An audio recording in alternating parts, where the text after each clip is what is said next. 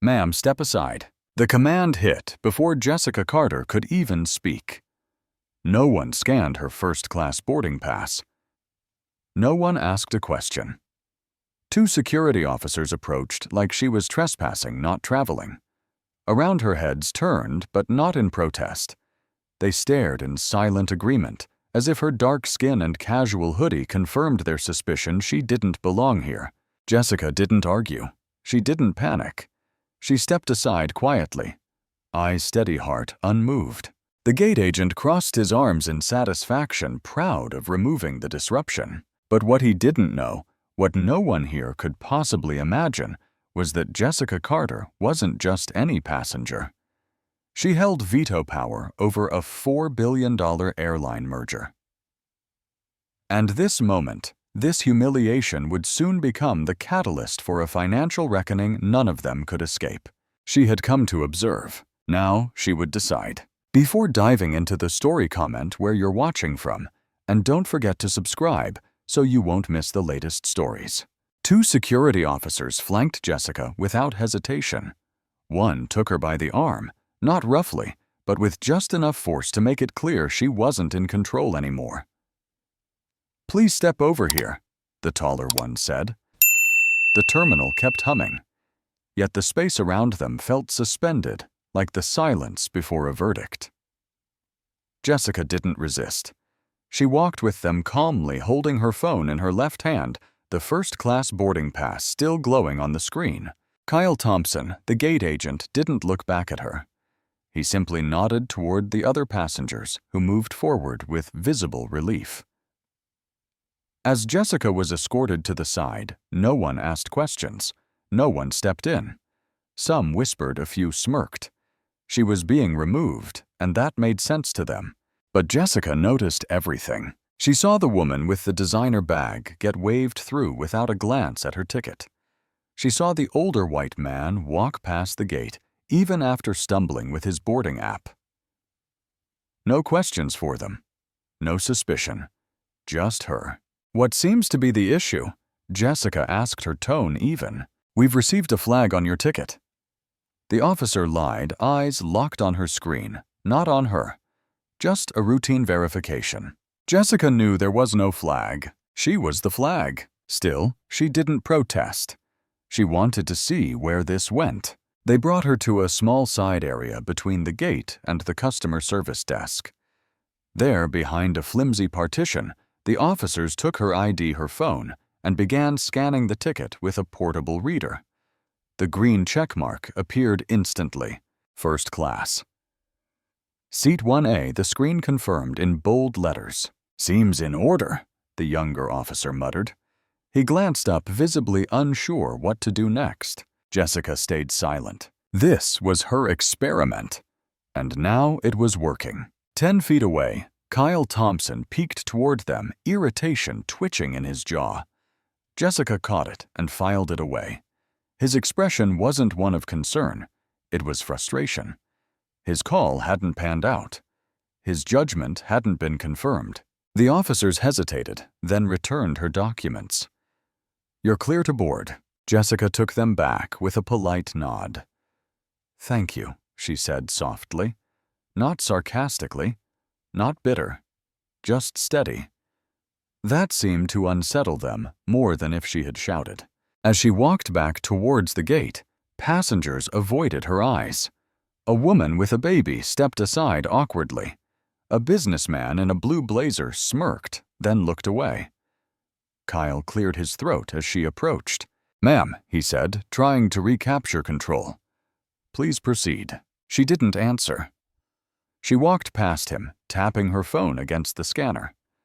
The machine chirped approval, and the light turned green again. No one could stop her now. As she stepped onto the jet bridge, she looked over her shoulder just once. Kyle was watching her arms folded, jaw clenched. Good, she thought. Remember this. Jessica entered the aircraft and turned left into first class. It was quiet. The cabin exuded sleek minimalism, white leather seats, ambient lighting, polished chrome details. A male flight attendant greeted her with a neutral nod. She found her seat 1A window. She sat. And then she exhaled long and deep, but not in relief. In control. Jessica Carter was not simply traveling today. She was executing a mission.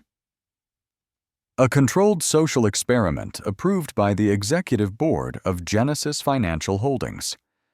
She had insisted on going undercover to observe how Havenport Air treated passengers who didn't fit the mold. No assistant, no entourage, no luxury bags, just her. And within 5 minutes of arrival, they had failed. She leaned back and whispered to herself, they didn't even scan it. She remembered the exact moment Kyle dismissed her with his eyes before calling security. He hadn't looked at her name, hadn't checked the digital ticket. She could have been anyone. A thief, a billionaire, a journalist. None of it mattered. To Kyle Thompson, she looked wrong. Her hoodie, her skin, her quiet confidence. That was enough. Jessica pressed her fingertips together. It wasn't rage she felt. It wasn't even pain. It was clarity. Clarity that Havenport Air was exactly what she feared. A business that dressed itself in corporate polish but operated under unspoken rules of exclusion. Rules that judged worthiness by appearance. That offered luxury with one hand and silently revoked it with the other. She had proof now. And she had only just boarded. A flight attendant moved down the aisle offering pre-departure drinks. Jessica noticed she skipped her row entirely. She turned and offered champagne to the man in 1C instead, then pivoted and walked away. No glance, no question. Jessica said nothing. Not yet. This wasn't the moment to correct. It was the moment to witness. Because she had plans measured, strategic, deliberate. What she held in her encrypted email inbox was more than a boarding pass. It was a legal draft with the final merger terms between Havenport Air and Genesis Holdings.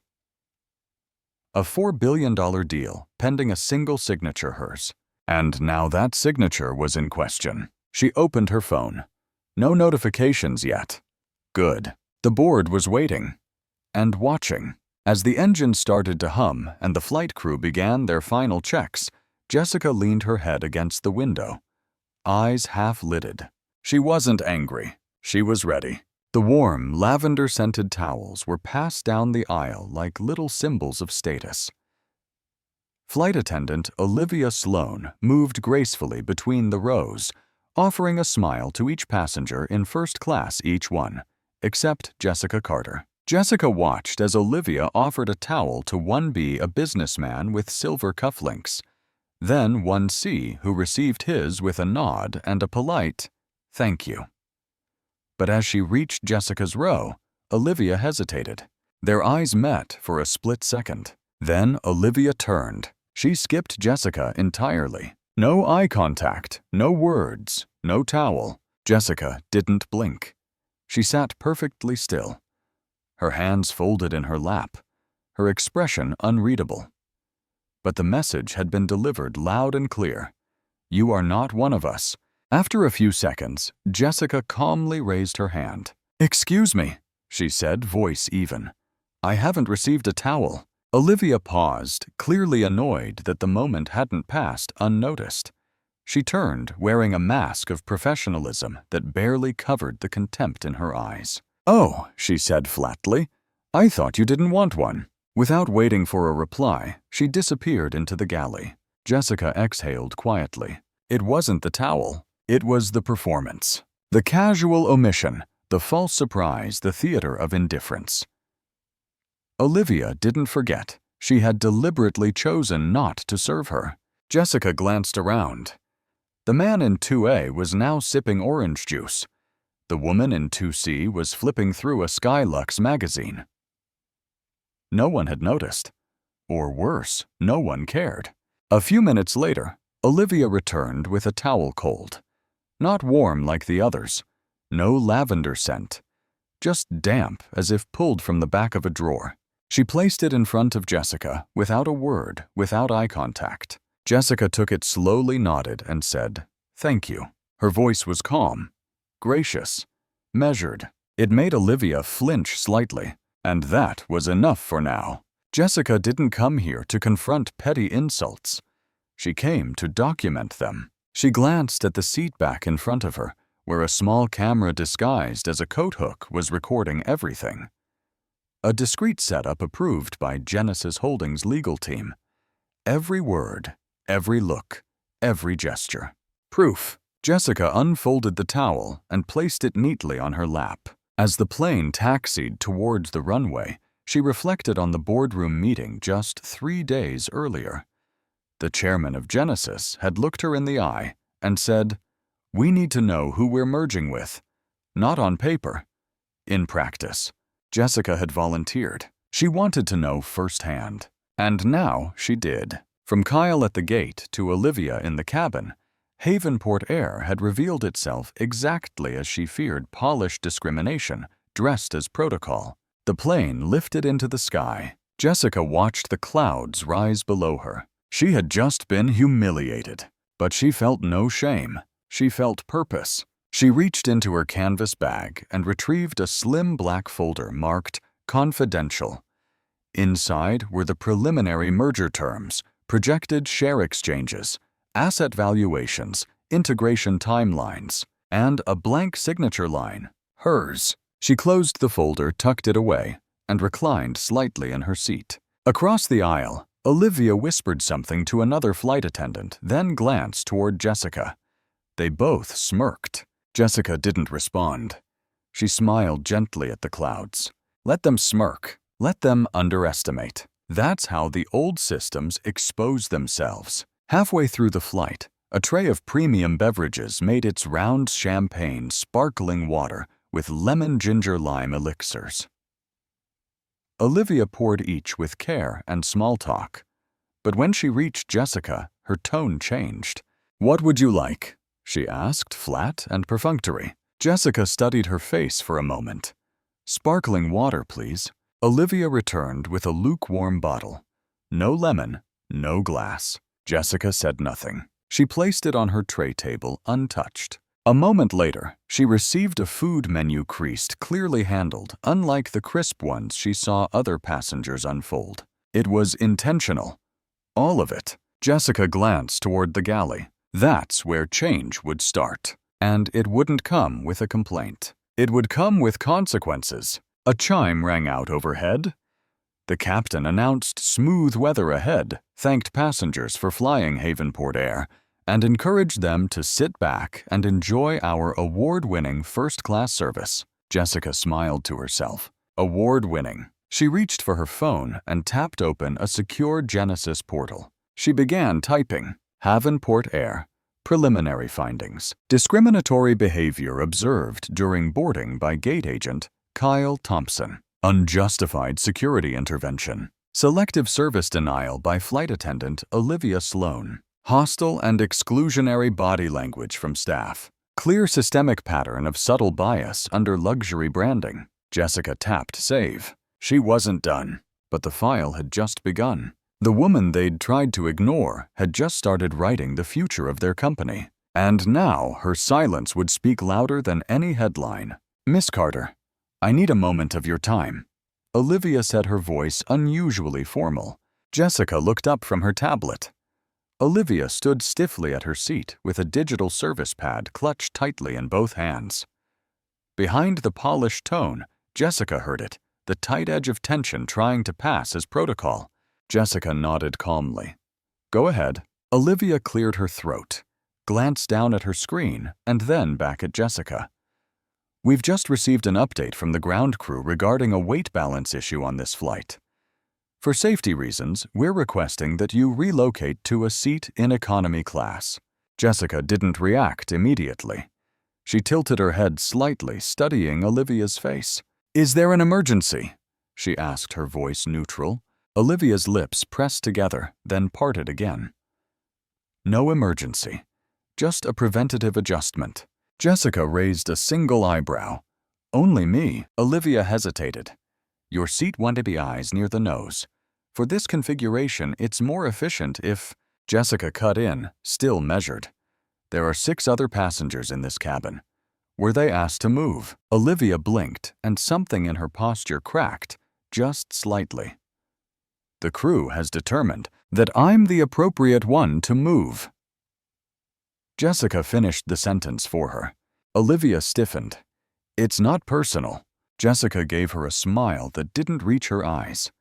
Of course not. The entire cabin had gone quiet. First-class passengers weren't stupid. They knew tension when they saw it. They knew power when it simmered under silence. Jessica leaned forward, her voice quiet but direct. I paid for this seat. I checked in properly. I was cleared at the gate after being wrongly stopped. And now, mid-flight, you're asking me to move without justification. It's for safety, Olivia repeated, but her tone was less confident now. Jessica folded her arms. Then perhaps a broader rebalancing is needed. I suggest you consult a few gentlemen further back. I'm sure they'll be eager to assist. Olivia faltered. Jessica's calm was worse than fury. It exposed Olivia's weak grasp of the lie she was selling. If you insist, Jessica continued, I'd like that request in writing. From the pilot. The request died right there. Olivia blinked. I'll check with the captain again. She turned and walked stiffly towards the cockpit, her shoes clicking against the floor with every rigid step. Jessica leaned back. Strike 3. Kyle, the towel. Now this. But more importantly, the entire interaction had been recorded. The small camera embedded near her seat, armrest fitted discreetly with the help of Genesis Holdings' internal tech team, had captured Olivia's voice, facial expression, and contradiction. It was more than footage. It was proof. 5 minutes passed. 10. Olivia returned alone. No need to move, after all, she said flatly, not meeting Jessica's gaze. Captain adjusted fuel balance. Jessica gave a quiet nod. Thank you. No smile. No smugness. Just the response of someone who had expected this outcome. But Olivia looked like she'd just lost a hand of poker she thought she was rigging. The murmurs in first class slowly resumed. No one said a word directly. But some avoided Jessica's eyes, while others, like the woman in 2B, offered a subtle glance of respect, unspoken solidarity. Jessica didn't care for sympathy. She cared for exposure. In her mind, the file was growing. She opened her tablet again. Mid-flight incident report. Targeted request for seat downgrade under false pretense. No other passengers approached. Reason unsubstantiated. Retracted upon challenge. Flight attendant behavior, unprofessional under scrutiny. Jessica saved the update, then reached for her sparkling water. Still warm, still without lemon, still perfectly symbolic. Another hour passed. That's when Robert Davis decided to speak. The man seated in 1B gray-haired tailored suit, pocket-square Rolex glinting beneath his cuff, turned toward Jessica as if addressing a complaint to the furniture. I have to say, he muttered just loudly enough, I've flown first class for 25 years, and I've never seen standards drop like this. Jessica didn't respond. He wasn't finished. I mean, look at this. You can't just let anyone up here based on… What? Point sympathy. Jessica slowly turned her head. Their eyes met. Robert gave a smirk of righteous condescension. Nothing personal. Jessica smiled gently. Of course not. Olivia reappeared just then, holding a tray. She paused as she noticed the interaction. Would you like a refill? Mr. Davis? Robert lifted his glass with smug confidence. Please. And for you, Miss Carter. Jessica didn't look away from Robert. I'm fine, thank you. Olivia set down the drink for Robert, then retreated. Jessica turned back to the window, her face calm, but her mind razor-sharp. She hadn't needed to say anything to win, because the seatbelt light had just gone off, and the system was unraveling itself, one lie at a time. I don't understand how someone like her could be here. The voice cut through the calm hum of the first-class cabin like a blade. Robert Davis didn't whisper. He wanted to be heard. Loud enough for nearby passengers to perk up, quiet enough to escape the reach of formal reprimand. His words were coated in the smugness of entitlement, the kind that believed money purchased both space and silence. Jessica Carter sat motionless in her seat. She didn't turn her head, but she heard it. So did the businessman across the aisle, who quickly looked down at his tablet, pretending not to notice. The woman behind Jessica shifted awkwardly in her seat. But no one said a word. No one challenged the insult. Robert chuckled to himself. "First time I've seen someone dressed like that in 1A. He added, not even bothering to disguise his sneer. Jessica slowly placed her tablet down. She turned. "I assume you're speaking to me?" she asked evenly. Robert didn't flinch. "I'm just making an observation." Jessica gave a small nod. "Interesting." Olivia Sloane appeared again at the perfect moment. She glanced from Robert to Jessica and instantly understood the scene. Opportunity. Olivia smiled faintly and offered Robert a soft chuckle. "It happens sometimes," she said with mock diplomacy. "Some passengers use upgrade points." "The system isn't perfect." Robert snorted, pleased. Jessica looked at Olivia. This time, she spoke loud enough for everyone in the front cabin to hear. "I paid for my ticket. In full. With cash. Not points. Not sympathy. Just the same as everyone else here." Olivia's smile froze. Her lips parted slightly, but no response came. Jessica leaned forward just a little. "And whether someone's here by upgrade or purchase, it shouldn't change how they're treated, should it?" A hush swept through the rows. Robert Davis straightened in his seat, visibly annoyed by the shift in energy. "I'm just voicing what others are thinking," he muttered. "There's a reason this section is reserved." Jessica kept her voice calm, steady, but every syllable landed like stone on marble. "Reserved for those who pay for it." "I did. That's the only reason that should matter." Robert scoffed, but the tension had shifted. She hadn't raised her voice. She hadn't invoked emotion. She had simply stated fact, and fact delivered with dignity always made people like Robert uncomfortable. Olivia, flustered, took a step back. "I'll check if anyone needs anything else," she said, her tone clipped. Jessica watched her retreat without another word. Across the aisle, a young man, maybe in his 20s, gave her a subtle nod of respect. She acknowledged it barely.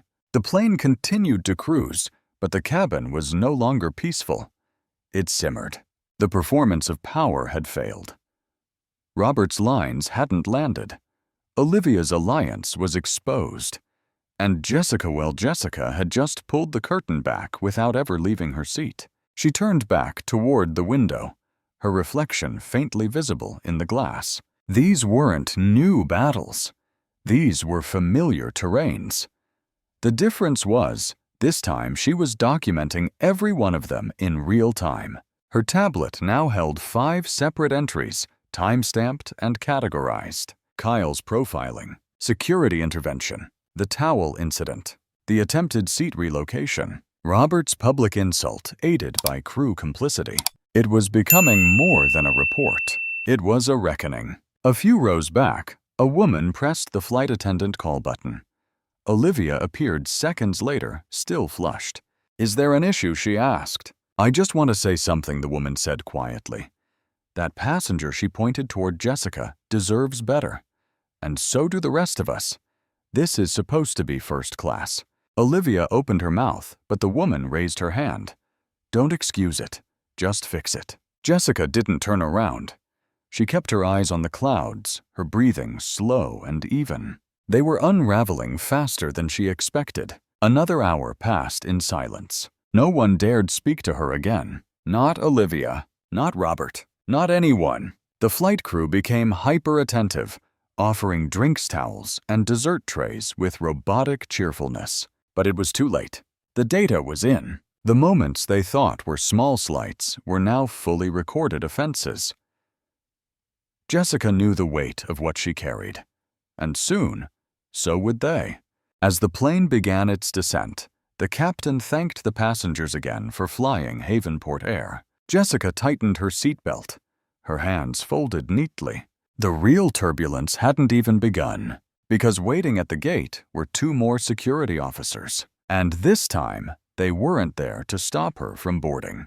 They were waiting to take her off the plane. "Are you Jessica Carter?" The voice came before Jessica had even unbuckled her seatbelt. Two uniformed airport security officers stood at the front of the cabin, just past the curtain separating first class from the rest of the plane. One of them, tall and broad-shouldered, had a clipboard in hand. His partner scanned the cabin like they were searching for a threat, not a passenger. Jessica looked up calm as ever. "Yes," she said. "We need you to come with us for some clarification," the officer said, as if the word clarification softened the public spectacle of what was happening. Jessica rose slowly. The cabin fell silent. Passengers who had ignored her for hours now watched closely. Some with pity, some with judgment, most with curiosity. Olivia Sloane stood at the galley with folded arms, her mouth pinched in something between satisfaction and concern. Robert Davis watched like a man being vindicated. Jessica stepped into the aisle. The officers flanked her, one in front, one behind. No handcuffs, no shouting, just cold efficiency. Still, it was a walk of shame, and she let them believe it, let them have their moment, because they had no idea what was coming. As they exited the plane, the door clicked shut behind them with finality. The noise of the terminal hit like a wave boarding call's wheeled suitcases' distant chatter. But around Jessica, there was only silence. The officers led her down a separate corridor, one not marked for passengers. A narrow hallway with beige walls and no windows. She was placed in a small holding room, one table, two metal chairs, a fluorescent light flickering overhead. 15 minutes passed before another man entered, older with graying hair and a tired expression. He held a manila folder in one hand and a badge around his neck. "Miss Carter," he said, sitting across from her. "I'm Supervisor Eric Dempsey. I've been informed of an incident aboard Flight 211. Jessica said nothing. Eric opened the folder. "I have two statements here. One from head flight attendant Olivia Sloane, the other from a passenger Robert Davis. Both allege that you were uncooperative, refused to comply with crew instructions, and made other passengers uncomfortable." Jessica finally spoke. "That's false." Eric nodded once, but it wasn't agreement. It was protocol. "Would you like to provide your version of events?" "I didn't raise my voice. I didn't resist. I asked for equal service, that's all." Eric narrowed his eyes. "These allegations include safety concerns. If you were asked to move seats, I was," Jessica interrupted, "under false pretenses." Olivia claimed there was a weight issue, then admitted there wasn't when I refused to move. Eric didn't respond right away. Jessica reached into her canvas bag and calmly placed a small black folder on the table. It had a red Genesis Holdings seal stamped on its front. "What's this?" Eric asked. Jessica slid it across the table. "Official documentation from my employer, including my role as senior executive in the pending $4 billion merger between Genesis and Havenport Air." Eric hesitated. He opened the folder. As he read, his face began to pale. His eyes darted over the pages, legal contracts. Letters of authorization, her name on every signature line. Jessica watched him squirm. He looked up. You're that Jessica Carter." Jessica nodded. Eric sank back in his chair. The silence between them was heavier than anything said so far. "I wasn't on this flight as an executive," she continued. "I was assigned to assess how Havenport staff treat passengers they deem insignificant." Eric's hands trembled slightly. "You were evaluating us." "Correct." The door opened again. A younger officer entered, Donna Reyes, her badge gleaming under the harsh light. She looked from Eric to Jessica, sensing the shift in power immediately. Eric cleared his throat, his voice smaller now. "Miss Carter, we clearly weren't informed of your role." Jessica's gaze didn't waver. "You didn't need to be, because this isn't about my job. This is about your systems." Eric glanced nervously at Dana, who now looked like she wanted to disappear. Jessica stood slowly. "Before I leave this room, You need to understand something. Eric nodded as if bracing himself. From this moment forward, the merger is frozen. Indefinitely.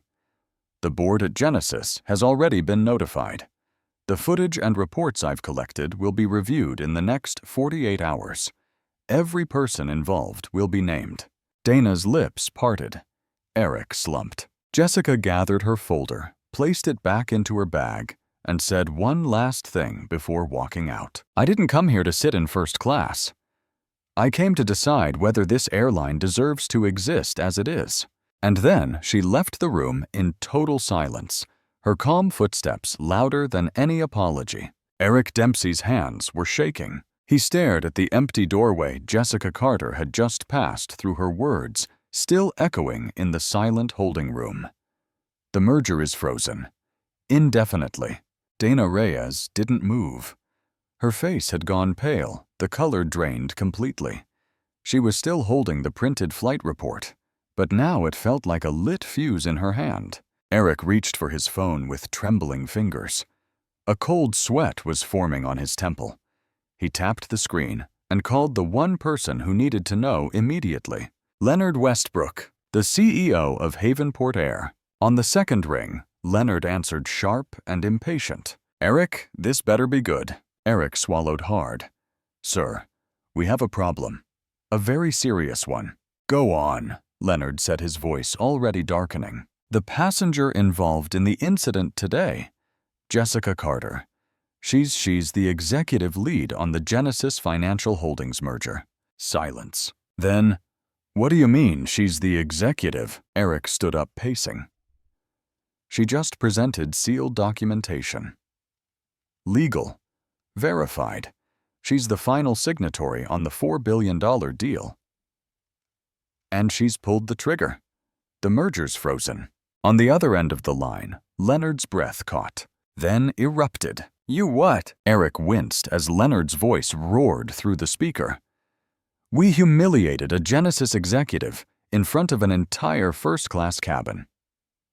Are you telling me we just lost a $4 billion deal because your people couldn't read a boarding pass? Sir, No excuses.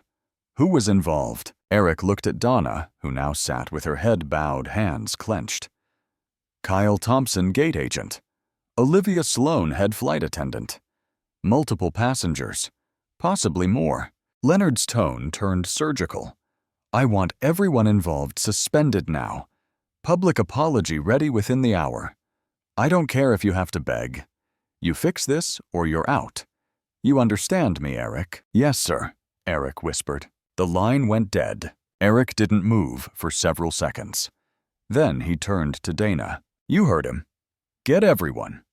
Olivia Kyle, supervisory staff. Internal review starts in 10 minutes. Room B12. Move. Dana shot out of her chair and sprinted from the room. Meanwhile, Jessica Carter walked through the terminal calm as glass. She didn't rush. She didn't speak. Every step was a silent statement. As she passed gate 47, a flight attendant looked up and blinked in recognition. Jessica gave her a subtle nod. Nothing more. Just enough to remind her that she was walking among them, not as a passenger, but as a decision-maker. Jessica exited the terminal and entered the black executive sedan waiting at the curb. The driver didn't speak. He opened the door with respect, no fanfare. Inside, Jessica opened her phone and tapped into the encrypted Genesis network. A secure green light blinked, confirming her identity. She recorded a short message. This is Jessica Carter. Effective immediately, the Havenport Air merger is on hold, pending internal review. The airline's operational culture, customer experience, and employee conduct are under investigation. Formal reports will follow within 48 hours. She tapped send. The message reached every member of Genesis Financial Holdings Board in under a minute, and with it, Jessica had frozen the future of an entire airline. Inside Havenport's executive floor, chaos had detonated. Emails pinged like fireworks. Internal comms exploded. Legal teams were scrambling. PR was on standby, and the crisis response team was already reviewing security footage. In a private conference room, Kyle Thompson sat with his back, rigid eyes bloodshot. He'd been told to wait. He already knew. Olivia Sloane sat beside him, visibly rattled. Her usual poise-perfect hair-straight posture, immaculate uniform had crumbled. She clutched her phone, her fingers trembling. "I didn't know who she was." Kyle whispered to no one. Olivia didn't answer. She couldn't. Her mind was still reeling from the last hour. From the moment Jessica looked her in the eye and said, "I didn't come here to sit in first class. I came here to buy the whole thing." The words had etched themselves into her memory, ringing louder than the aircraft's engine. Kyle leaned forward, burying his face in his hands. "We're finished." Olivia turned her head slowly. "Do you think they'll fire us?" Kyle didn't reply. The door opened. Eric Dempsey entered, flanked by 2 HR officials. "No greetings, no time, just consequences." Eric placed a file on the table. Kyle Thompson. "You're suspended pending disciplinary review.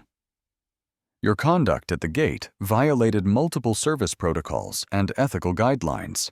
Kyle didn't speak. "Olivia Sloane." Eric continued, turning without pause.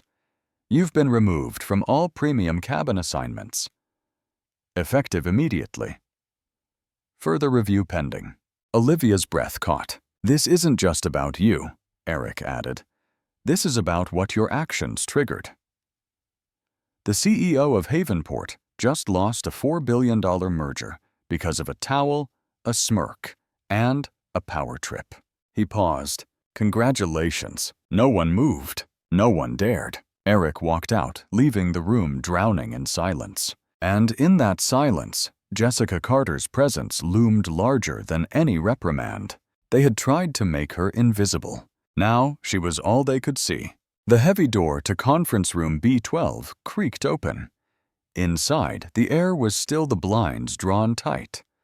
A long mahogany table stretched across the room, scattered with closed folders, steaming coffee cups, and hastily opened laptops. The faces around the table were tense legal, HR, PR, and operations, all summoned without explanation. All except for one person, Jessica Carter. She wasn't there, but her absence filled the room like thunder. At the head of the table, Leonard Westbrook, CEO of Havenport Air, stood motionless. His perfectly knotted tie was slightly askew. His jaw was tight.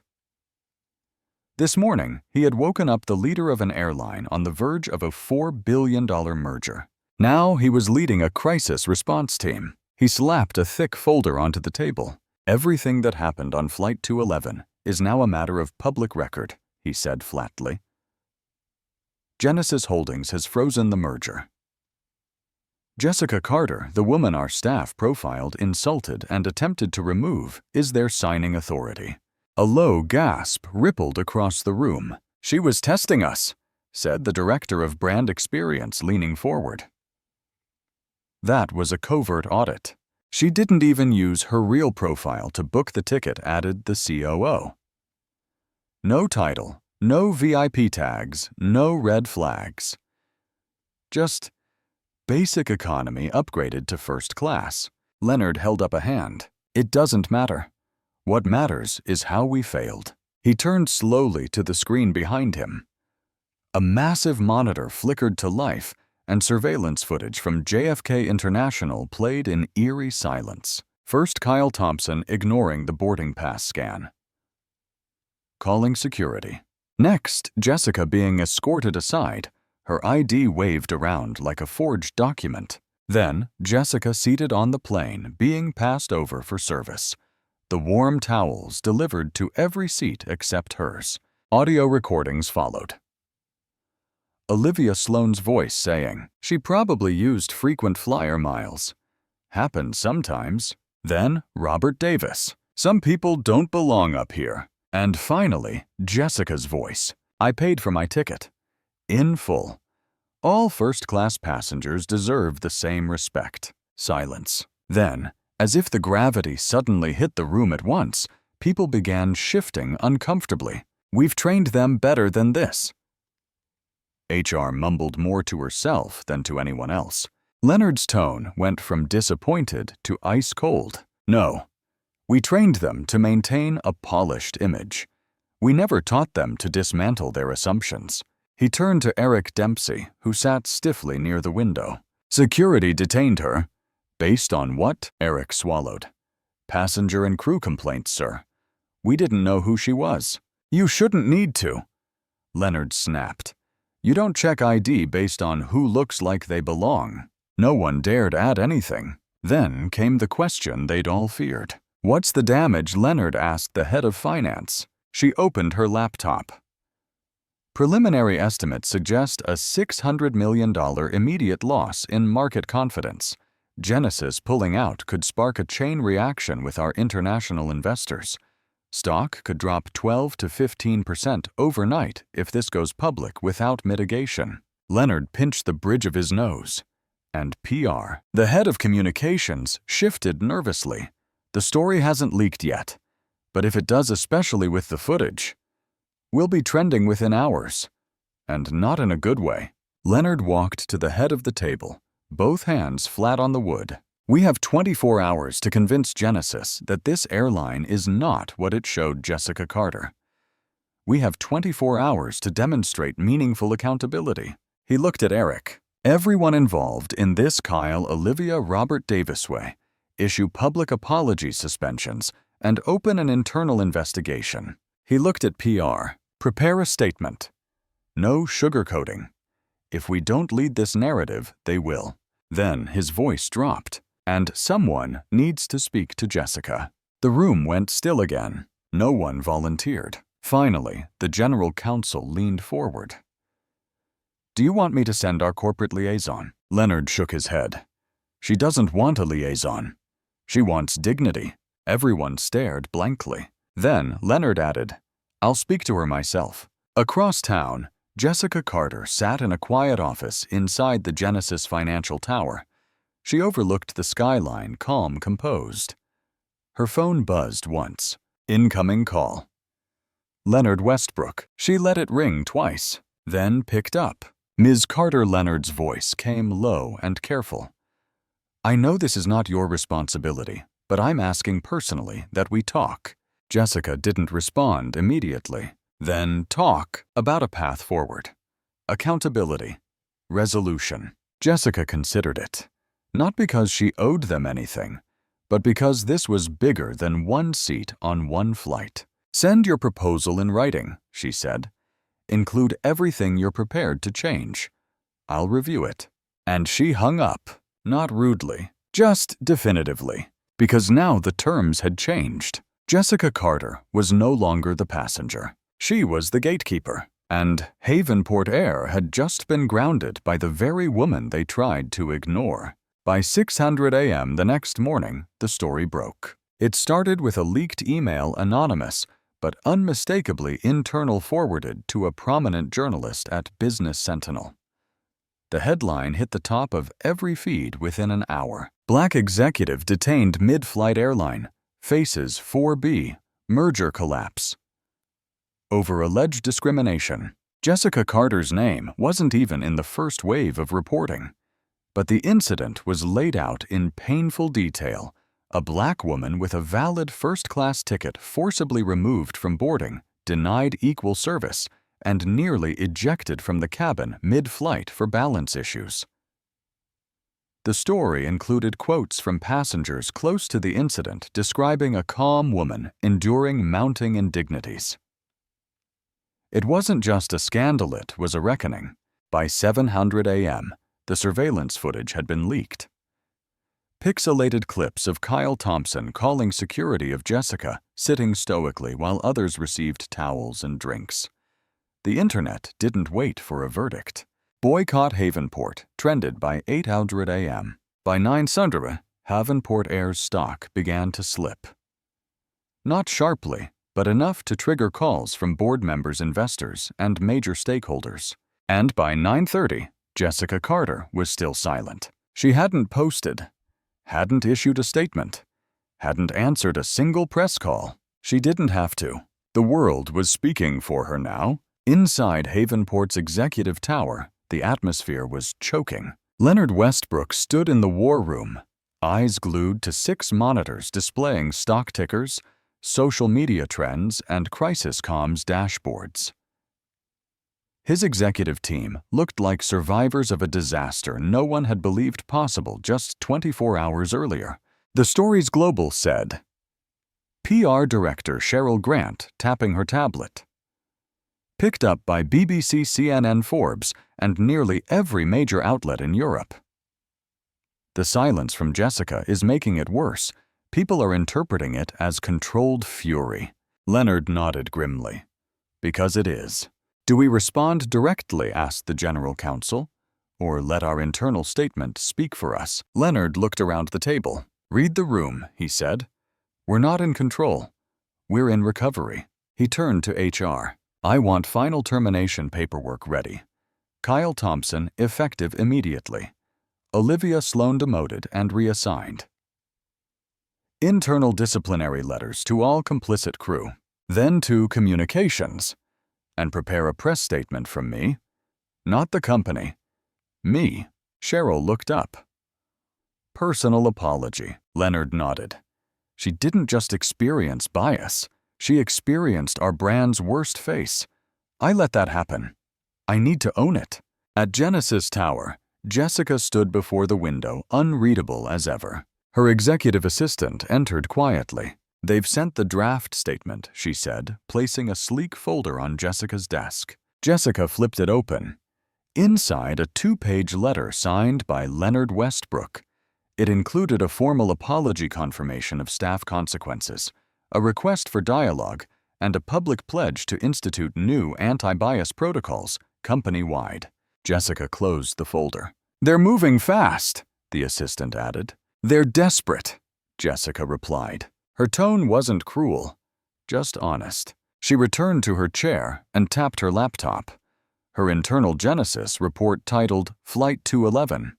A Culture Exposed was now 27 pages long. She scrolled to the final section, Reform Recommendations. With calm fingers, she typed, Havenport Air to establish mandatory equity training and bias response audits quarterly. Inclusion of third-party accountability officers on long-haul flights for 1 calendar year. Direct community outreach with underrepresented travelers and industry advocates. Genesis retains public oversight for 18 months post-merger. Jessica Carter to personally oversee implementation and compliance of all changes. She saved the file, attached it to a reply email. Subject line: Terms for reopening merger discussion. Then clicked send. Not a moment too soon. Back at Havenport HQ, Leonard's phone buzzed. A single email from Jessica Carter. Subject: Terms for reopening merger discussion. He opened it. Read every word carefully. And when he reached the final sentence, he leaned back in his chair, a mix of relief and awe washing over him. The merger may proceed under these conditions, but understand this is no longer a deal. It's a standard. And if you fail it again, we will walk. Publicly. Leonard nodded slowly. Message received. By noon, Jessica Carter's name was trending, but this time with reverence. Articles now included her credentials. Senior Executive at Genesis Holdings.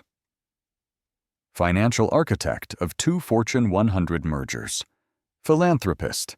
Advocate. And now the woman who brought an airline to its knees, not with threats, but with quiet authority. At a press podium inside Havenport HQ, Leonard Westbrook stepped to the mic. I want to begin with one word, he said. Sorry. He paused. Jessica Carter deserved respect, not removal. Equality, not excuses. And on behalf of this airline, I commit publicly and permanently that we will earn the trust we broke. Not through statements, but through action. The cameras flashed, and somewhere in a quiet office, Jessica Carter turned off the live stream. She had no interest in watching apologies. She was too busy writing the future. Jessica Carter sat in the boardroom of Genesis Holdings with her hands folded over a stack of documents. The polished table reflected the soft morning light streaming through the glass walls, and the tension in the room was unspoken but palpable. She wasn't angry. She wasn't emotional. She was precise, exactly what the situation now demanded. Around her sat the board's 6 directors, each with decades of experience managing billion-dollar mergers. But none of them had expected this one to turn into a cultural flashpoint. "You were right to go in anonymously," said Board Chair Ellen Reyes, finally breaking the silence. "We would never have believed this if we saw it in a report." Jessica gave a subtle nod. "The only way to expose a broken system is to become invisible within it." The board members exchanged glances. One leaned forward. "Was there a moment when you realized the merger wouldn't move forward as is?" Jessica didn't hesitate. "At the gate, Kyle." Jessica nodded. "He didn't even scan the ticket. He saw me and made a decision in half a second. That told me everything I needed to know about Havenport's culture." "But the first-class crew," another board member interjected. Jessica turned to him. "Worse. They had more time to observe, more training, more exposure to diverse passengers, and they still chose to humiliate me. They had the chance to course-correct. Instead, they doubled down." The board sat in silence for a long moment. Then Ellen asked, "What now?" Jessica opened her folder. "These are the revised terms. The merger can proceed, but not without systemic reform. Governance will be shared. Oversight independent. And for the next 18 months, I want full access to staff performance data." A low whistle came from one corner of the table. "You're not negotiating a deal. You're restructuring their foundation." Jessica met his gaze. "Exactly." Silence fell again, this time with respect. Jessica stood slowly gathering her documents. "We're not just merging companies. We're deciding what kind of institution we want to stand behind. If they want our capital, they'll take our standards." Period. No one objected, because no one could. As she exited the boardroom, her assistant joined her phone in hand. "They've issued the second apology," she said, this time from Olivia Sloan herself. A video statement. Jessica didn't slow her pace. "Send it to legal. Have them confirm it's not a liability hedge. Already in progress." They stepped into the elevator. Floor 50 to lobby. As the doors closed, Jessica finally leaned back and took a breath. Not of relief, but of completion. She hadn't set out to dismantle an airline's culture in 48 hours. She'd set out to observe. It was their behavior that did the rest. Meanwhile, in a modest apartment in Queens, Olivia Sloan sat in front of a camera she had never wanted to face. Her hair was pulled back neatly, her uniform replaced by a plain blouse. The lights were harsh. Her PR handler gave her a soft nod behind the camera. Olivia pressed the red button. "My name is Olivia Sloan. I was the head flight attendant on Havenport Air Flight 211. She paused. "This past week, I failed. I failed to recognize my own bias. I failed to treat a passenger with the respect she deserved. And I failed to uphold the standards of the company I swore to represent with dignity." Her throat tightened. "But most of all, I failed to see the human being in front of me." She swallowed hard. "I want to say not just to Jessica Carter, but to every person who's ever felt unseen or unwelcome in spaces they rightfully earned. I am sorry. I will never forget this." She stopped recording. The silence that followed was heavier than any in-flight announcement she'd ever given. And far more important, later that evening, Kyle Thompson received a certified envelope at his door. Inside was the formal letter of termination and a separate note handwritten. "Your instinct should never be your justification." He didn't know who sent it, but he knew who it came from. He sat down on the edge of his sofa, replaying every moment of his decision at the gate. The snap judgment, the dismissive glance, the call to security. He had been proud of his speed. Now all he could feel was shame for his certainty. Back at Genesis Tower, Jessica Carter sat alone in her private office, watching the final press release go live on her screen. Havenport Air and Genesis Financial Holdings had officially reinstated their $4 billion merger agreement, under restructured ethical guidelines and joint equity review. The world would read the headlines and celebrate reform, but only a few would ever know what it took to get there. Jessica turned off her screen and stared out into the night skyline. The lights of the city blinked like a pulse alive, moving unpredictable, just like change. By the time Havenport Air reinstated the merger with Genesis, the headlines had shifted from outrage to analysis.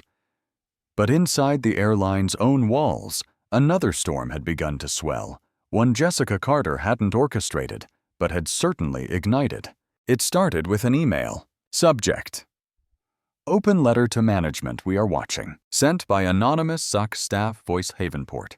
Com. The message was brief but thunderous. If this is who we are at the top, then what happens in places no cameras ever reach? We stand with accountability. We demand real change.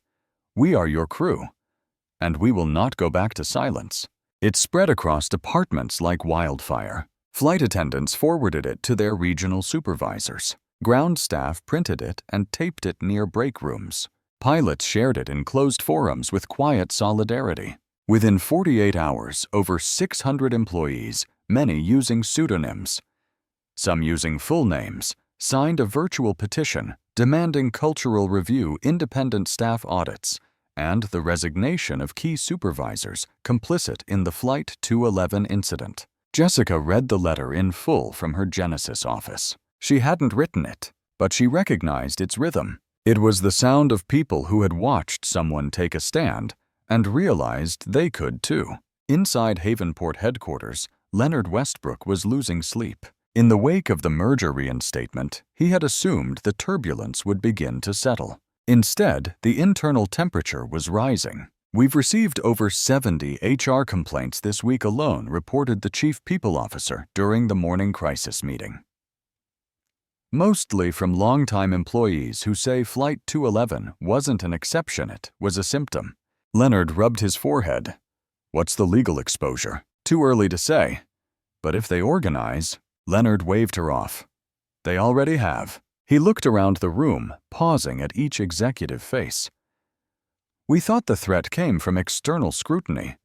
But this is bigger. This is institutional. And we have no policy strong enough to fight what they're feeling right now. What do you propose? Asked the general counsel. Leonard exhaled. We don't fight it. We embrace it. We let them speak formally. We open the floor. There was hesitation in the room. Executives shifted in their seats. A few frowned. Others looked afraid. You mean a town hall? Someone asked. No, Leonard said. I mean a tribunal. 1 week later, inside Havenport's largest conference hall, 200 seats were filled. Flight crews in uniform, gate agents in civilian clothes, HR staff, scheduling managers, technicians. At the front sat a panel of 5 independent auditors sheared on Jessica Carter's insistence and fully funded by Genesis. And next to them, as a surprise to many, sat Jessica herself. Not with fanfare, not to speak, but to listen. The moment she entered, a hush spread through the room. She didn't need introduction. Every employee knew who she was now. She took her seat quietly, pulled out a notepad, and waited. The first speaker was a woman named Tanya Chena, flight attendant for 14 years. She stepped to the mic and looked around the room. Then at Jessica. I've worked here since I was 22. I know every safety drill by heart. I've delivered first-class service to some of the most powerful people in the world. But I've also been told to smile more for premium passengers and asked to discreetly seat certain guests in the back if their attire didn't match expectations. A murmur rippled through the room. Tanya continued, I didn't think I had a voice. Then Flight 211 happened, and I realized silence makes me complicit. So here I am. She stepped back, and the applause came slowly, then all at once. Jessica nodded silently, writing Tanya's name in her notes. Dozens followed. A gate agent who had once been reprimanded for letting a black woman board early despite her elite status. a junior pilot who noticed immigrant staff being passed over for promotions, a catering coordinator who admitted they were told to match the food service to cabin profile, whatever that meant. Each one shared not just their story, but a piece of the invisible architecture of bias that had silently shaped Havenport's culture. Jessica kept writing. She didn't flinch, didn't speak, but her presence anchored the room. For the first time in Havenport's history, employees weren't talking up the chain. They were speaking across it. And someone was actually listening. After the last testimony, the room fell into a weighted hush. Jessica stood. The air changed instantly. She stepped forward, not to the microphone, but directly in front of the panel. "I came here expecting to find broken systems," she began. "What I found was something worse, a system people had stopped questioning." The room was silent. She turned to face the crowd. "But today, that changed. Because you stood up. Because you remembered that you are the system." She paused, letting that sink in. Flight 211 may have exposed a failure. But what happens after this? That's where culture is born.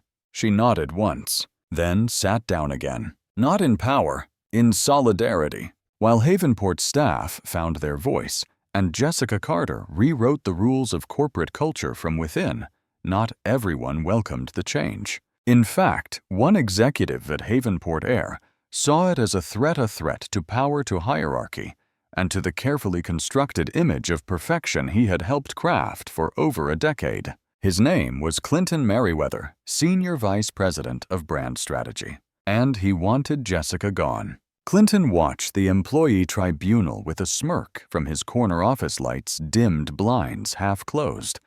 The live stream played on his tablet, but he didn't listen to the voices.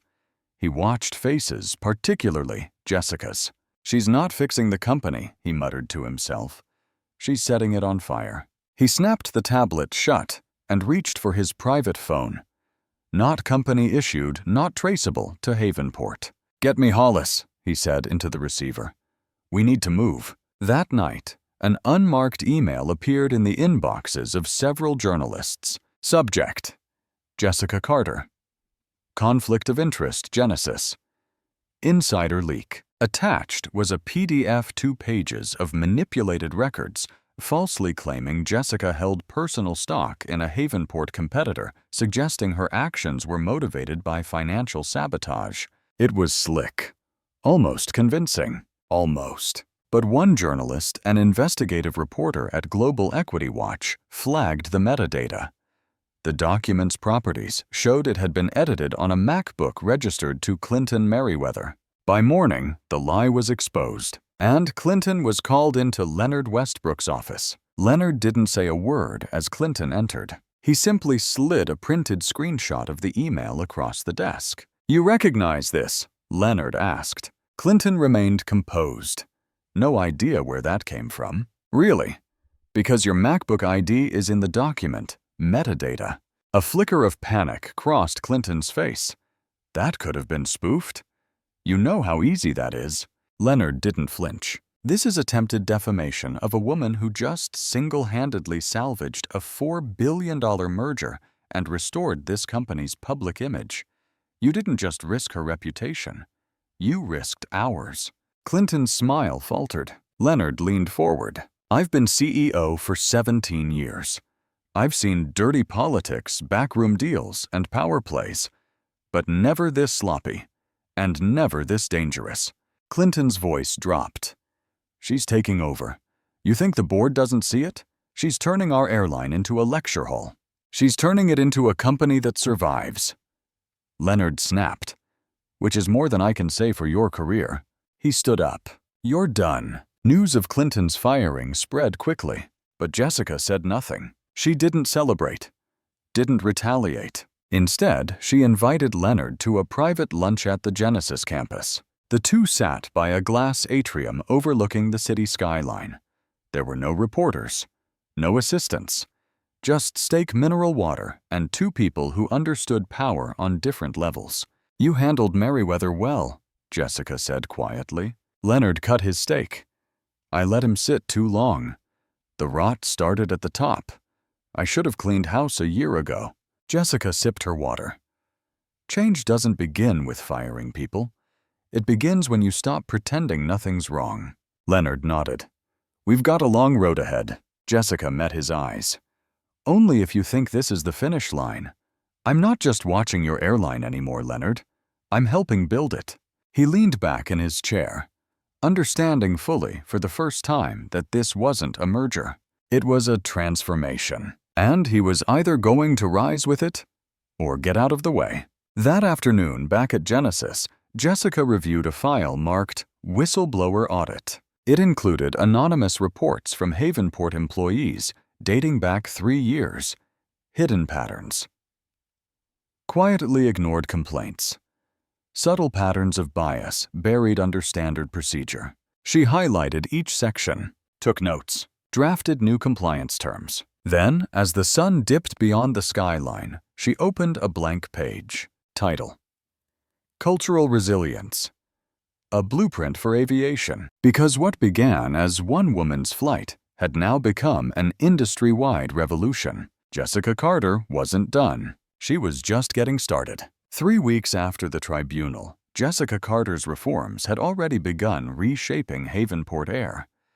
Mandatory training modules were being piloted across 4 major airports. Anonymous reporting systems had been rolled out. Employee morale was climbing. Even public sentiment had shifted from outrage to cautious optimism. But in the upper echelons of Havenport's boardroom behind soundproof glass and hushed agendas, a very different conversation was taking place. It began with a private calendar invite. Subject: Executive Session. Strategic Review. Location: 42nd Floor Conference Chamber. Attendees: Voting Board members only. Time: 7:00 p.m.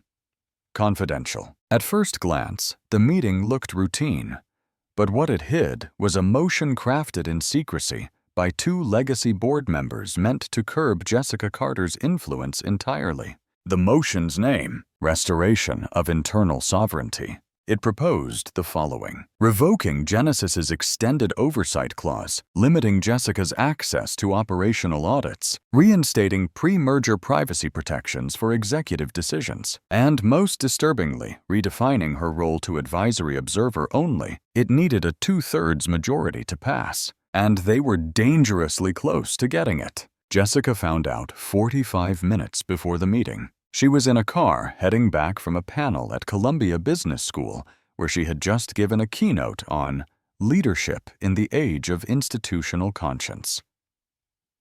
Her phone buzzed with an encrypted alert from Genesis's legal liaison.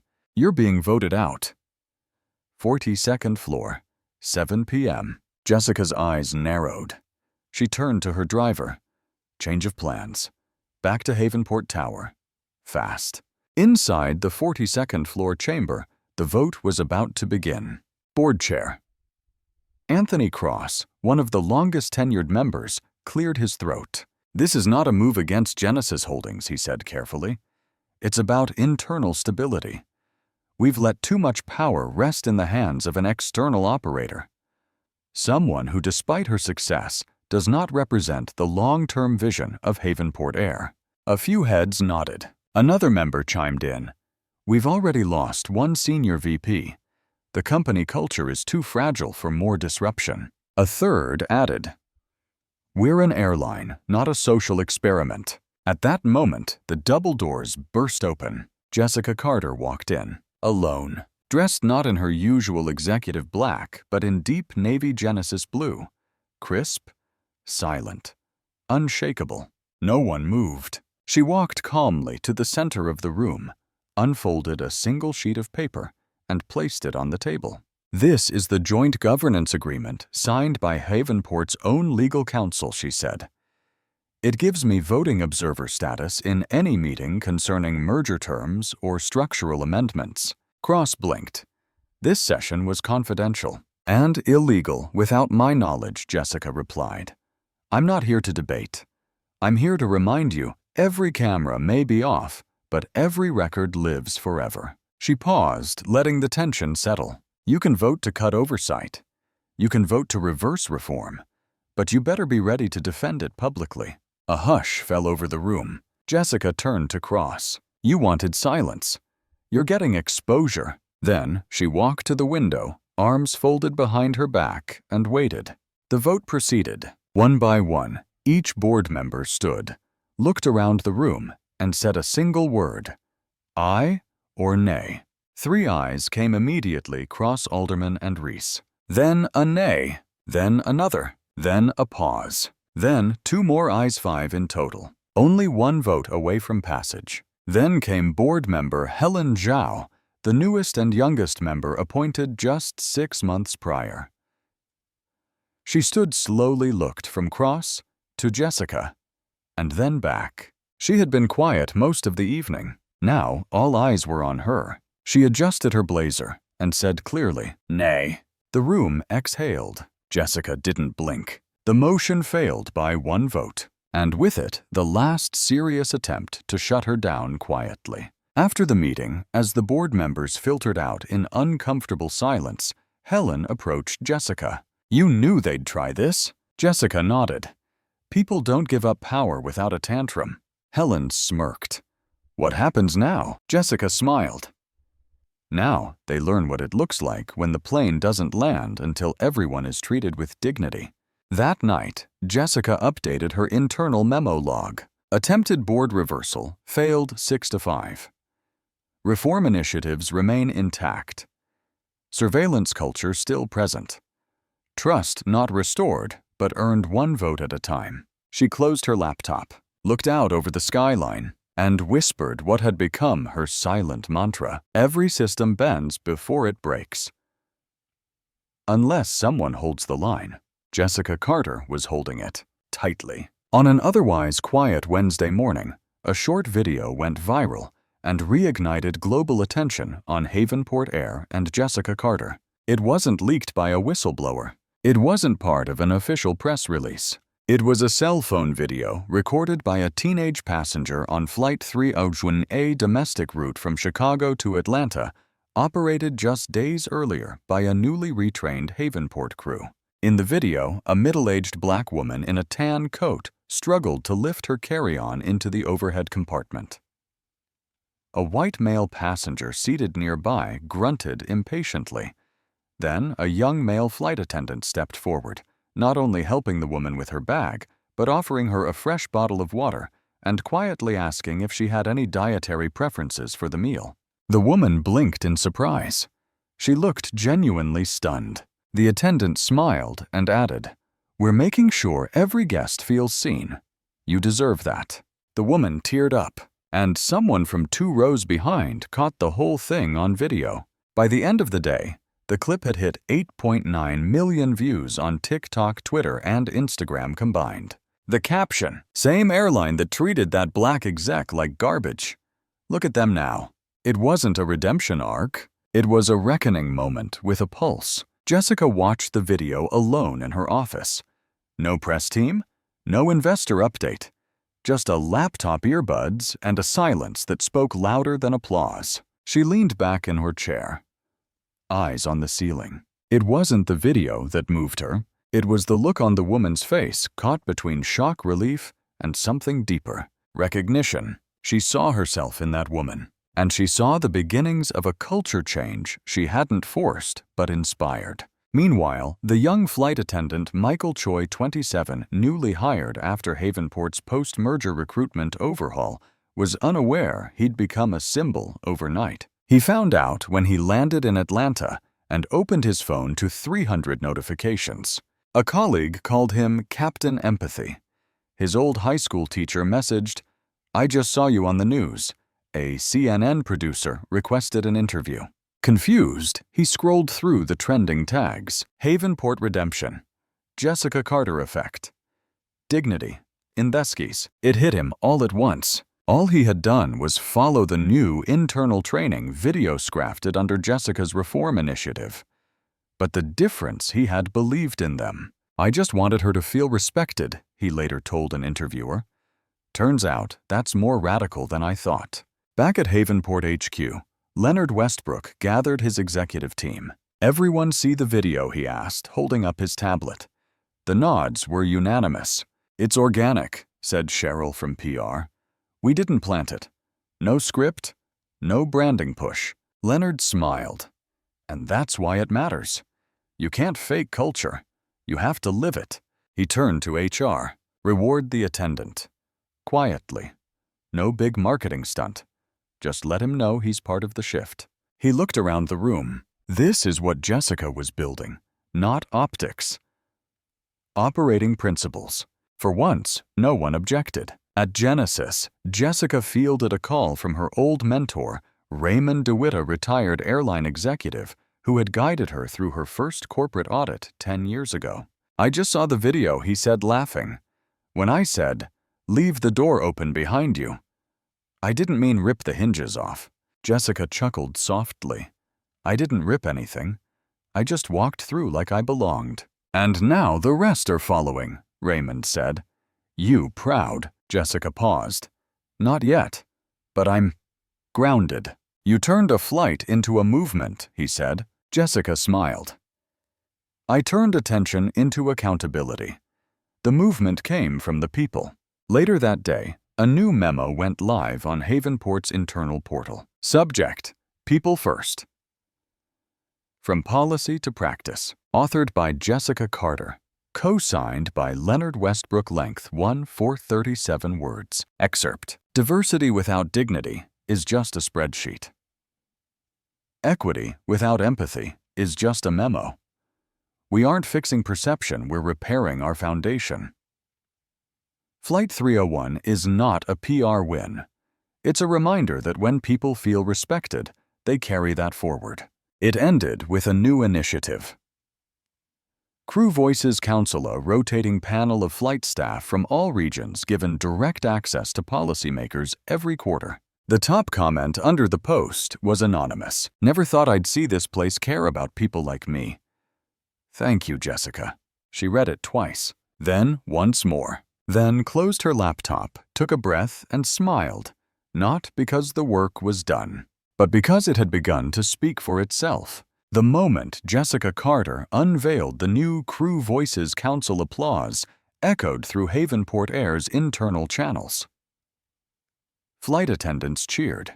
Gate agents posted grateful emojis. Maintenance crews, normally silent in forums, began sharing stories of disrespect now, with hope that someone was listening. But within 12 hours, the backlash came. And it came hard, not from staff, from shareholders. Jessica's inbox lit up with subject lines like urgent concerns regarding workforce empowerment initiative. Review requested governance structure and risk management. Recrew Voices. Council.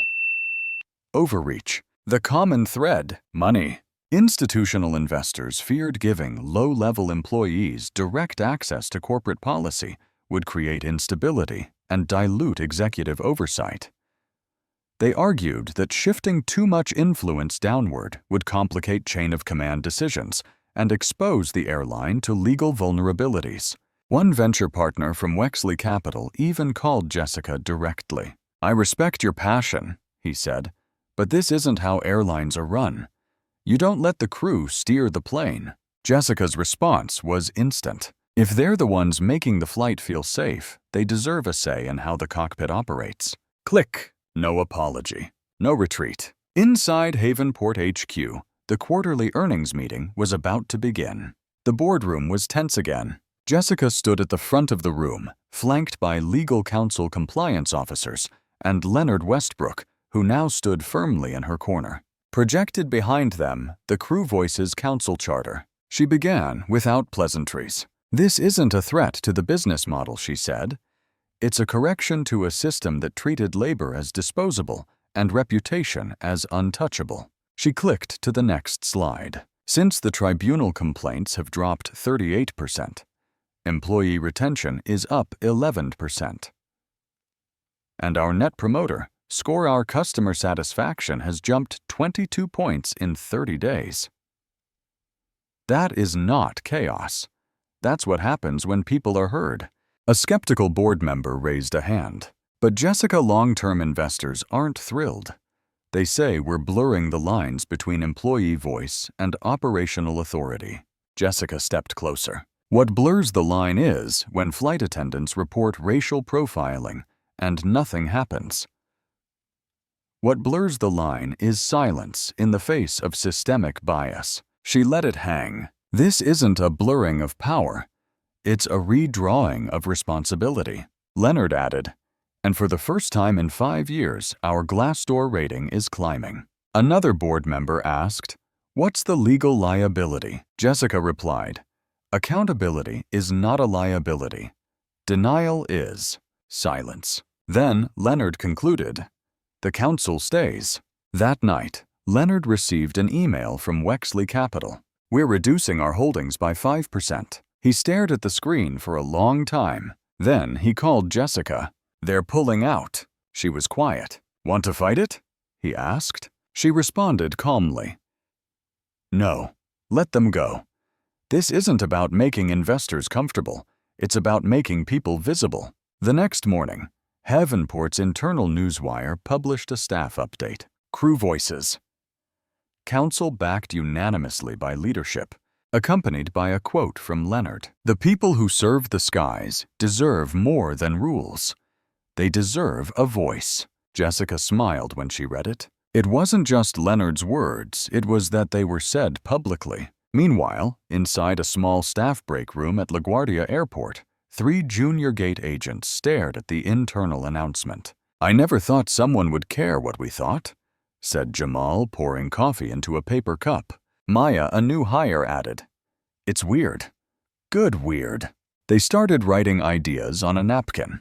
Better support for angry passenger incidents. Uniform redesign to be more inclusive. Quarterly feedback direct to senior ops. It was small, informal, but it was a beginning. That same day, a second video went viral. This time, a clip of a flight attendant calmly de-escalating a racially charged argument mid-air, offering both passengers dignity without escalation.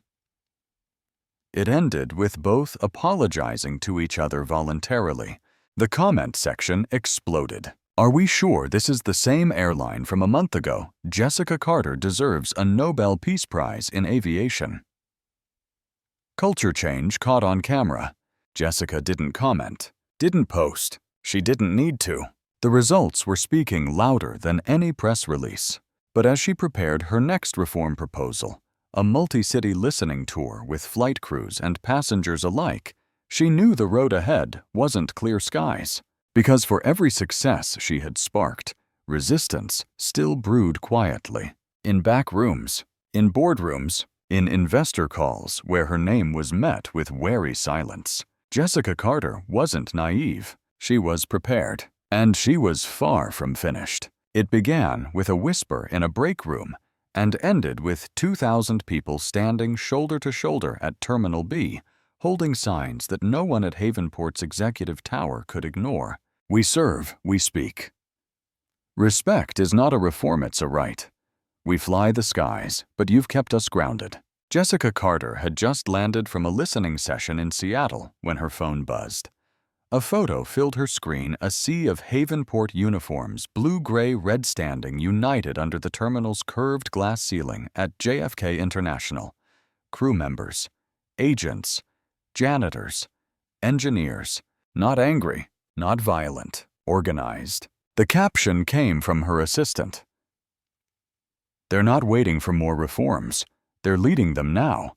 The protest had not been approved by union leadership. In fact, it hadn't been union-led at all. It started with a 25-year-old ramp technician named Luis Arroyo, whose cousin had been quietly demoted after filing a discrimination complaint that never reached HR. Luis had read Jessica's internal memos. He'd seen the tribunal clips, and he believed in what she was trying to do.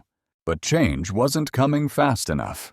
He created a private group chat with 6 colleagues. Then that group grew to 60, then 600. By the time media caught wind, the protest had turned into a peaceful occupation of the terminal's front rotunda, orderly, professional, powerful. No flights were disrupted, no laws were broken, but the message was deafening. "We're not passengers," Luis told a local reporter.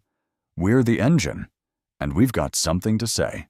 Inside Havenport HQ, the leadership team scrambled. Security flagged the gathering as a potential operational concern. PR framed it as a misunderstanding in employee communications. Legal drafted a statement pre-clearing the company of fault. But Jessica Carter wasn't flustered. She was proud. She called Leonard. "Let me go down there," she said. He paused. "You'll make it worse. It'll become about you." She smiled. "Leonard, this was never about me." An hour later, she stood outside JFK Terminal B&O cameras. No entourage, no podium. She wore her Genesis badge, but had pinned it inside her jacket. Today, she wasn't an executive. She was a witness. Luis spotted her first. He walked toward her nervous. Jessica met his gaze and extended her hand. "Thank you for showing us what leadership looks like." He blinked.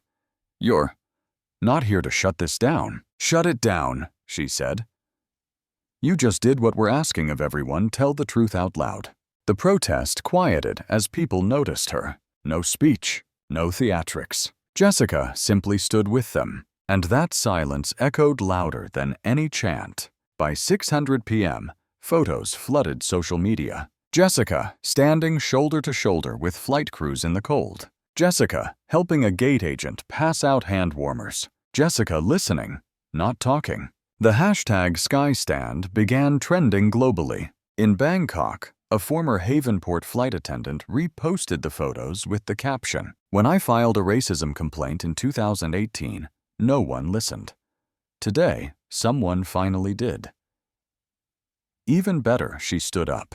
Back at HQ, a second round of investor pullback began. Another 4% sell-off from conservative funds. Stock dipped 2.4%. But something else happened too. Applications for open Havenport positions spiked by 87% over the next 48 hours. Former employees started requesting rehire. 2 major talent agencies posted statements praising the company's unprecedented workplace democratization. Jessica Carter's actions had cost them investors, but had earned them something more powerful: reputation. That evening, Luis and 5 fellow organizers were called into a meeting with the CEO and senior executives. Jessica joined via secure line. Leonard began the meeting. "We didn't call you here to discipline you. We called you here to learn," Jessica added. "You reminded us that policy without people is a memo, but people with purpose, that's how systems shift." The organizers presented a new list, crafted by over 1,000 employees across roles. Transparent promotion tracks, independent ombudsman for crew disputes, equity-based rote assignments, wellness and rest policy reforms. Jessica promised to bring every bullet point to the next board strategy session. They didn't cheer, they just nodded, because the time for applause was over. Now came the real work. Later that night, Jessica returned to her apartment and sat on the floor laptop, open chai untouched. She began writing a new report. Title: The Pulse of Reform. What happens when the crew takes command? In it, she documented every moment of the protest, every demand made, and every breakthrough won. It wasn't for PR. It wasn't for publication. It was for the record, for history. Because what had started with her humiliation in first class had now become a worker-led cultural revolution. And this revolution, it had legs and wings. 3 weeks after the JFK protest, just as the storm of media attention began to settle, Jessica Carter received a phone call at 2:14 a.m. The kind of call that bypasses assistant's do not disturb settings and common courtesy. The caller ID read, Federal Liaison. Depth of Aviation Oversight. She answered before the second ring. Jessica Carter. Ms. Carter, the voice said sharply. We have a situation. What kind of situation? Your policy reforms are about to be tested internationally. Flight 882 to London just had a mid-air incident involving discriminatory treatment, and the passenger is a UK Parliament member. Jessica sat up straight in bed. I'm on my way in. Flight 882 had been airborne for 5 hours when the issue began. According to the flight log and passenger video footage, a black British MP lady Nia El Amin was seated in business class when a flight attendant denied her a second blanket, stating, "We reserve extras for our platinum-level guests." Nia, stunned, calmly showed her elite traveler card. The attendant, young, visibly nervous, snapped back, "I'll have to check if that tier applies internationally." Moments later, a white passenger in the same cabin was offered a second blanket without asking. What made the situation worse? The MP was recording a documentary on race and travel and had a small crew on board. The footage was high definition. The audio was clear, and the entire interaction was caught on camera. By the time the plane landed at Heathrow, the story had broken on British morning television. Headlines blared, "British MP denied service on American flight sites." Racial profiling, Jessica Carter's. Reforms in jeopardy. After Flight 882. Incident, is Havenport still broken? The backlash was swift. Critics who had waited for Jessica to fail now had fuel. Social media exploded with divided takes. Some blamed poor training. Others called it a systemic collapse. Investors muttered about unsustainable policy risk. Jessica was already in a closed-door meeting by sunrise. Leonard, bleary-eyed but alert, opened with the obvious. "This is the test." Jessica nodded. "No spin. No delay. We address it head-on." "What's the first move?" "Call Lady El Amin. You want to talk to her directly." Jessica didn't hesitate. "She deserves that. This isn't about PR. It's about credibility." The call was arranged within hours. Jessica stood alone in the Genesis video conference room as Lady Nia El Amin's face appeared on screen, calm, composed, and clearly expecting a well-rehearsed apology. Instead, Jessica began with this. "Lady El Amin, I want to thank you for documenting what far too many experience in silence. You didn't inconvenience us. You reminded us that reform is not a finish line, it's a compass. And clearly, we still have miles to go." Nia's expression softened slightly. "I wasn't trying to make headlines, Ms. Carter. I just wanted warmth on a cold flight." Jessica nodded. "You're entitled to both comfort and respect, and you were denied both." They spoke for 20 minutes, candidly, privately.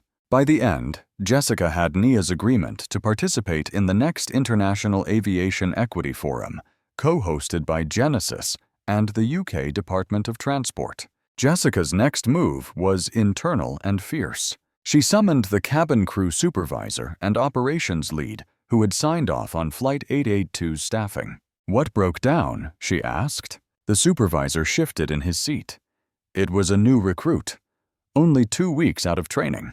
Jessica's tone sharpened. "Then the problem isn't the recruit, it's the training." They reviewed every onboarding document. Jessica redlined half of it, removed outdated phrases, added equity-based conflict de-escalation sections, mandated cultural fluency evaluations, ordered a full recall of every training deck within 72 hours. Then she called the crew member directly. He was 23, panicked, apologetic. "I didn't mean it that way."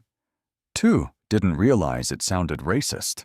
Jessica didn't yell. She didn't console.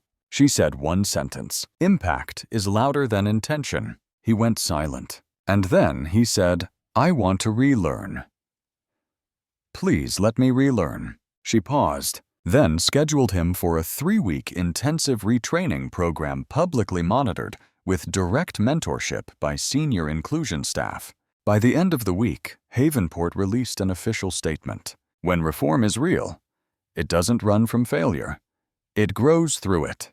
Signed, Jessica Carter, EVP of Ethics and Strategic Reform. Critics were stunned. Supporters doubled down. Even The Guardian published a rare editorial of praise. Jessica Carter did what few in power dare. She didn't deflect, she didn't deny, and she didn't disappear. Flight 882 became a turning point, not because it exposed failure, but because it proved that even the most progressive policies require vigilance. And that real leadership isn't about avoiding mistakes. It's about how you respond when they land at your feet. Jessica Carter didn't hide behind reform. She stood on it. And that made all the difference. Just when it seemed Jessica Carter had regained control of the narrative after the Flight 8082 fallout, a quiet betrayal surfaced, one she never saw coming. Never. This time, it didn't come from a board member, a flight crew, or even an investor. It came from inside Genesis, specifically from someone she'd mentored. His name was Evan Delgado, a bright, ambitious policy strategist she had brought on during the earliest phases of the merger. Fresh from Harvard, fluent in data, and hungry to disrupt legacy systems, Evan had shadowed Jessica through reform meetings, cultural audits, and crew interviews. He was sharp, charismatic, a favorite among junior staff, but he also had other allegiances. Unbeknownst to Jessica, Evan had been feeding internal Genesis communications to a private equity firm called Altwell Strategies, an aggressive investor group quietly acquiring shares in Havenport. Their goal, gain enough influence to eventually privatize the airline, strip out labor protections, and sell off underperforming assets. Jessica's reforms, they feared, made that plan nearly impossible. So Altwell made a counterplay. They used Evan. The first sign came from a leaked documented internal Genesis memo Jessica had drafted weeks ago titled Phase 2, Equity Rollout. Staff voting rights in route assignment. It wasn't public. It hadn't been finalized. Yet somehow a distorted version of the proposal appeared in a financial watchdog blog, mischaracterizing it as an unhinged socialist scheme to let baggage handlers decide flight schedules. The headline spread fast. Stock dipped. Commentators laughed. Shareholders panicked. Jessica's inbox filled with one-word subject lines. Explain.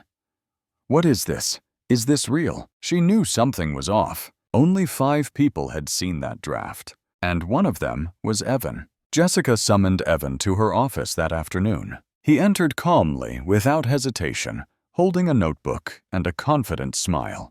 "You've seen the headlines?" she asked. He nodded. "It's ugly. Misleading, too.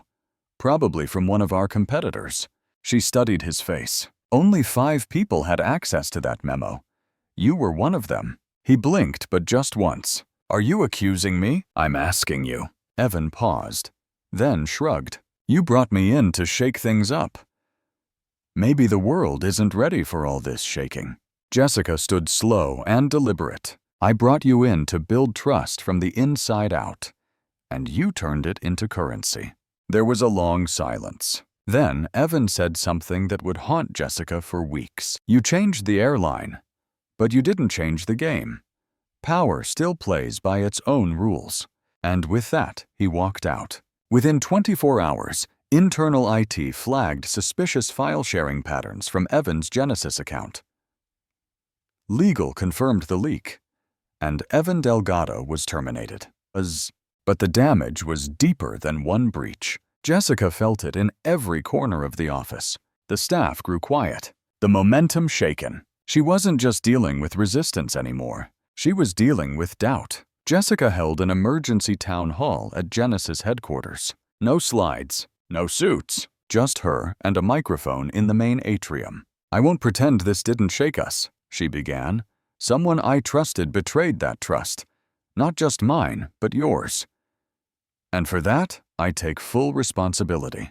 She looked across the crowd, hundreds of eyes watching her, waiting for the usual leader spin. Instead, she said this: "We're not building perfection. We're building transparency. And transparency means we show up even when it hurts." The crowd didn't erupt into applause, but heads began to nod, because they didn't need a hero. They needed someone who wouldn't vanish when the narrative cracked. Jessica implemented new policies within a week. Audit trails for all drafted policies. Tiered clearance for external communication. Independent ethics committee. Oversight. She called them the Delgado safeguards, not to shame, but to remind. Even movements with the right intentions can be vulnerable. And leaders are not immune to betrayal. Privately, Leonard asked her, "You okay?" She smiled thinly. Not okay, but not broken, he nodded. That's all you need to keep flying. Meanwhile, Altwell Strategies released a smug investor letter claiming an overcorrection in activist airline policy and forecasting Havenport's collapse under ideological mismanagement. Jessica read the letter with a glass of black tea in hand, then drafted a rebuttal not for the press, but for her staff. It read, "They believe people are liabilities. We believe they're assets. They measure success in exit points. We measure it in retention, dignity, and long-haul reform. We're not losing control. We're setting a new course." She ended it with a single line. They leaked doubt. We're releasing resolve. The betrayal was real, but so was the resolve that followed. Jessica Carter had been tested from the outside. Now she'd been tested from within. And both times she'd refused to retreat. At precisely 6:40 p.m. on a rainy Thursday, Havenport Flight 1777 taxied onto runway 3C at LAX. On board, every seat in first class was filled, not by celebrities, not by executives, but by crew members. It wasn't a stunt. It was Jessica Carter's final move. 2 years after her humiliating experience in that same seat, where a cold tray of bad food, whispered insults, and systemic dismissal nearly broke her spirits, he had turned the company inside out. Now this final flight was her farewell tour. But few knew it. Jessica hadn't announced her departure publicly. There were no press releases, no interviews. She wanted to exit with the same quiet power she had used to transform an entire industry. The only clue, a handwritten boarding pass left on each first-class seat. It read, "Tonight, the skies belong to those who never had a seat at this table. Welcome aboard, JC." The plane ascended gently through gray clouds, leaving behind a city unaware that the architect of Havenport's revolution was about to make her last in-flight call. Jessica sat midway down the aisle in row 3A, notebook on her lap. No laptop, no assistant. Just observation. Every crew member in the first class had been selected by peer vote, nominated for their empathy, courage, and commitment to change. Jessica watched them sip orange juice, laugh, and talk about how strange it felt to be served for once. "I haven't sat down in a first-class seat since training." One attendant whispered, running her hand along the headrest. A junior ramp agent smiled. "I've never even been in the cabin before." The flight attendant serving the group beamed. "Tonight you're all VIPs. No ID badge required." Jessica closed her eyes briefly, letting the moment sink in. This was the reason she stayed, when it would have been easier to walk away. Mid-flight, the captain made an unexpected announcement. "Ladies and gentlemen, we're cruising at 36,000 feet. And if you look out the left window, you'll see what dignity looks like when it climbs higher than policy." Confused murmurs turned to quiet laughs. Then, "We have a special passenger on board tonight. She may not wear wings, but she gave us ours." And then the cabin turned toward row 3A. Jessica stood awkwardly, humbly, and gave a small wave. The applause didn't explode. It built, like a crescendo in a slow symphony. A standing ovation from crew who had once believed silence was survival. Now clapping for the woman who taught them that voice is power. When they landed in New York, the tarmac was quiet. No cameras, only a group of 40 Genesis and Havenport staff forming a human tunnel by the gate. As Jessica stepped off, Leonard Westbrook was waiting. No speech, just an envelope. Inside a plaque, "Jessica Carter, for turning first class into common ground." Later that night in her apartment overlooking Central Park, Jessica Carter wrote her final internal memo. Subject: Legacy Manifest. I arrived as cargo. I leave as crew. We didn't just update policy. We rewrote culture. Some say the sky's the limit. I say, check who's flying. She attached the document to a scheduled internal post, set to go live at 6:41 p.m. the next day, the exact minute Flight 1777 had taken off. She closed her laptop and exhaled, not from fatigue, from fulfillment. The next day, thousands of employees logged in and read her goodbye. One reply captured the mood best. "You taught us to fly without leaving the ground." Another simply wrote, "You made policy feel like poetry." And in offices across the country, Delta United, even British Airways executives whispered Jessica Carter's name, not with disdain, but with a mixture of fear and admiration. She had done the impossible, reformed an airline, elevated a workforce, silenced a broken system, not with rage, but with results. Jessica Carter disappeared from headlines, but her legacy, it flew on. In every crew member who dared to speak, in every gate agent who stood taller, and in every passenger who looked around a cabin and thought, maybe today I'll be treated like I matter, because someone once upon a time dared to demand it. In the months after Jessica Carter stepped away, Havenport Air didn't just survive, it soared. But not in the ways the market trackers cared about. It soared in the eyes of a ramp worker who no longer feared retaliation for reporting harassment. It soared in the voice of a black flight attendant who finally wore her natural curls with pride, knowing she wouldn't be sent a grooming standards warning. It soared in quiet, unfilmed moments, a gate agent diffusing tension with compassion, a crew leader stopping a schedule rotation to allow a single mom to attend her child's recital, a new hire being asked not how fast can you work, but what helps you feel safe while working. Because Jessica Carter hadn't built a brand, she'd built a standard. And though her name was no longer listed on the executive floor, her presence echoed in every corner of the company she rebuilt, one act of dignity at a time. But what truly cemented her legacy happened not in a boardroom or a training center, or even at 36,000 feet. It happened in a small classroom at an aviation training institute in Newark, New Jersey, where a first-year recruit was asked a simple question. "Who's your professional role model?" He stood a little awkward. "I'd say, Jessica Carter," he answered. Not because she was the first black woman to lead reform at that scale, but because she was the first leader I ever saw who didn't use power to rise, she used it to lift. The instructor nodded. And what did she teach us? The student didn't miss a beat. That every passenger is important, but so is every person serving them. That dignity isn't an upgrade, it's a right. The class clapped, because even for those too young to remember the scandal that started it all the day, bad food and whispered insults nearly buried a CEO. They remembered the shift she caused. The world didn't change overnight. Other airlines watched Havenport with both admiration and hesitation. Some copied their reforms, others dismissed them. But over time, industry culture began to shift. More inclusion, more transparency, more stories where crew weren't just uniformed bodies, they were humans at the center of the experience. And the template, Jessica Carter had left it behind. In policy binders, in public memos, in the people she mentored, and most importantly, in the lives she never met, but whose careers now followed a different flight path.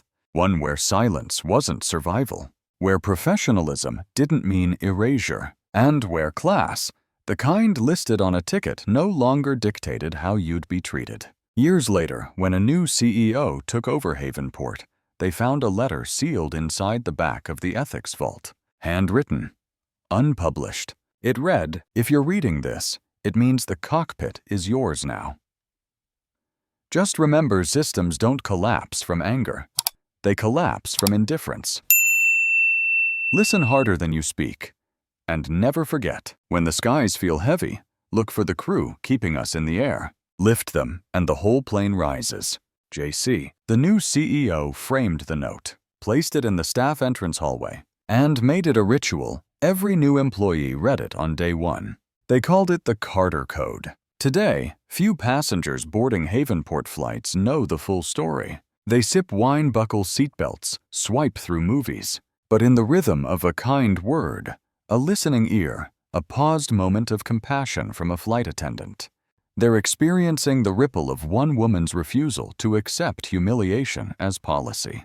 Her story began with a cold tray of bad food.